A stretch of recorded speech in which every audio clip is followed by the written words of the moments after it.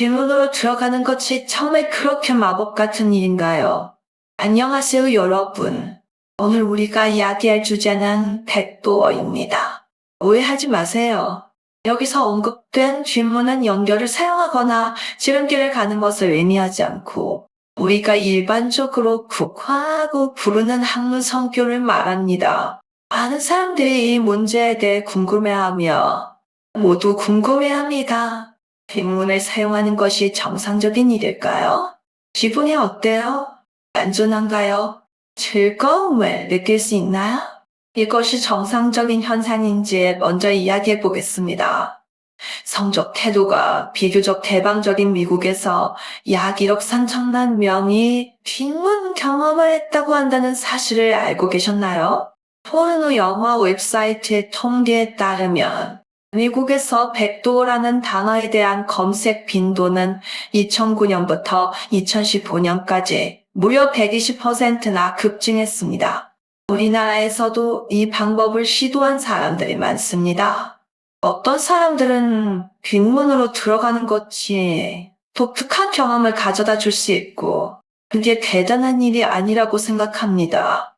하지만 어떤 사람들은 이를 듣자마자 고개를 저으며 전혀 받아들이지 못했습니다. 저는 섹스는 결국 두 사람 사이의 사적인 문제라고 생각해요. 두 분 모두 호기심이 많고 그것에 익숙하며 두 분 모두 자신을 안전하고 건강하게 지킬 수 있다면 그게 나쁠 것은 없습니다. 두 사람 모두 즐길 수 있다면 그게 두 사람에게 맞는 선택이에요. 어떤 사람들은 두리안을 좋아해서 냄새가 좋다고 생각하는 반면 어떤 사람들은 냄새조차 맡지 못합니다. 이는 모든 사람의 선호도가 다르기 때문에 정상적인 현상입니다. 뒷문으로 들어가는 것이 어떤 느낌인지 알아내기 위해 저는 이런 경험을 한 몇몇 친구를 특별히 경험을 공유해 달라고 부탁했습니다. 함께 들어보죠. 샤뮤 첫 번째 친구는 처음에 너무 고통스러워서 전혀 못했어. 몇 번 시도한 후에 정상적으로 할 수 있었어. 완전히 들어갔을 때는 어떻게 표현해야 할까? 똥을 싸고 싶은데 못 싸는 것 같았어. 하지만 몇 번 더 시도한 후에 매우 만족스러웠고 너무 편안했어. 지금은 뒷문으로 들어가는 길을 점점 더 깊이 가고 있고 돌아갈 수 없어. 라고 말했다. 두 번째 친구는 비슷한 경험을 했습니다. 처음에는 정말 고통스러웠지만 그 후로는 점점 더 편안해졌습니다. 제 경험에 따르면 두려워해서는 안 되고 신체적, 정신적으로 모두 이완해야 합니다. 마음속에 지저분한 생각을 모두 접어두고 믿으세요. 그렇게 무섭지 않다는 걸 알게 될 겁니다. 하지만 다른 종류의 행복을 경험할 수 있습니다. 다른 친구는 다음과 같이 설명했습니다. 그 느낌은 글쎄요.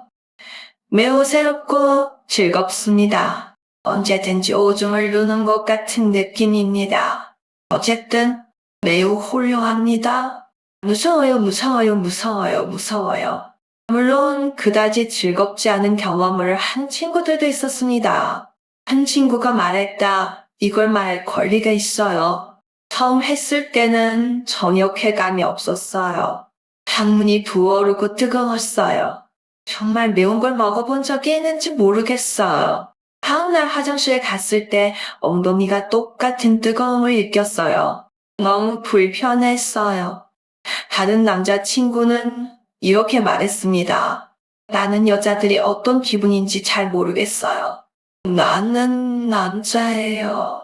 뒷문을 좋아하는 여자친구가 있었는데 나는 그저 그랬어요. 매번 매우 번거로웠고 유나이제를 많이 써야 했고 많은 준비를 해야 했어요.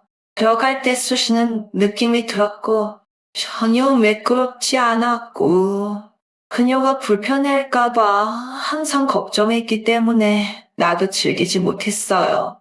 아시다시피 뒷문으로 들어가는 것에 관해서 말하자면 인간의 기쁨과 슬픔은 공유되지 않는다는 것은 사실입니다. 어떤 사람들은 구름 위에 떠 있는 것 같은 기분을 느낄 정도로 기분이 좋고, 어떤 사람들은 지옥에 있는 것 같은 기분을 느낄 정도로 고통스럽습니다. 그래서 그것이 어떤 느낌인지에 대한 통일된 답은 없습니다.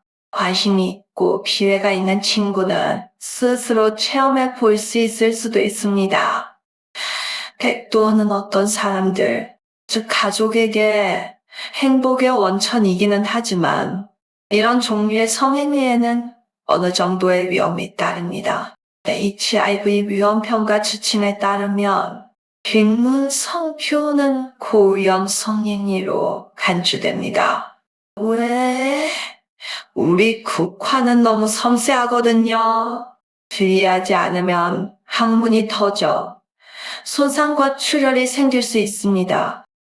이때 상대방이 병원균의 보균자라면 유해한 병원균은 손상된 부위에서 직접 침입하여 혈액으로 들어가게 됩니다. 게다가 직장은 알칼리성 환경으로 바이러스의 생존과 번식에 특히 적합하므로 감염 가능성이 비교적 높습니다. 물론 제가 말하는 것은 수술이 부적절하고 상대방이 병원균을 운반하는 경우입니다. 감염 위험 외에도 잦은 뒷문 변기는 항문이완, 변실금, 백장 탈출증 등의 다른 문제를 일으킬 수도 있습니다. 생각해보세요. 일시적인 행복을 추구하기 위해 나쁜 습관을 키우는 것은 낭비일 뿐입니다. 치질이 있는 사람은 절대 뒷문을 사용해서는 안 됩니다. 왜냐고 묻지 마세요. 제가 시도해봤거든요. 그러니까 뒷문을 사용하는 것에는 위험이 있습니다. 위험에 있어서 조심해야 합니다. 차를 운전하는 것처럼 조심해서 운전해야 합니다. 마지막으로 모든 사람을 위한 따뜻한 알림이 있습니다. 일상생활 속에서도 항문 운동을 더 많이 할 수 있습니다. 항문 리프팅 운동은 매우 간단합니다. 항문을 위로 들어올리고 규칙적으로 수축하는 것입니다. 이 움직임은 대략 6단어로 설명할 수 있습니다. 항문이 조여지고 느슨해집니다. 어느 누구나 똥을 끊고 싶을 때와 마찬가지로 항문을 규칙적으로 조였다가 다시 이완하세요. 항문거근 운동은 매우 편리하고 시간이나 장소에 제한이 없습니다. 앉거나 서 있거나 누워서 할 수 있습니다. 언제든지 할 수 있습니다. 그리고 그것은 많은 효능을 가지고 있는데 치질을 예방하고 변비를 완화하고 혈액선을 보호하는 등의 효과가 있습니다. 하지만 조심하세요. 항문 충혈, 항문주의 염증 등 항문에 문제가 있는 경우 항문 리프팅 운동을 하지 마세요. 그렇지 않으면 쓸모가 없을 뿐만 아니라 오히려 역효과를 낼 수 있고 상황을 더 악화시킬 수 있습니다. 자, 가족 여러분, 오늘의 뒷문 통과 이야기는 여기까지입니다. 모두가 자신의 몸에 대해 더 잘 이해하고 행복을 추구하면서도 안전과 건강에도 관심을 가져주셨으면 좋겠습니다.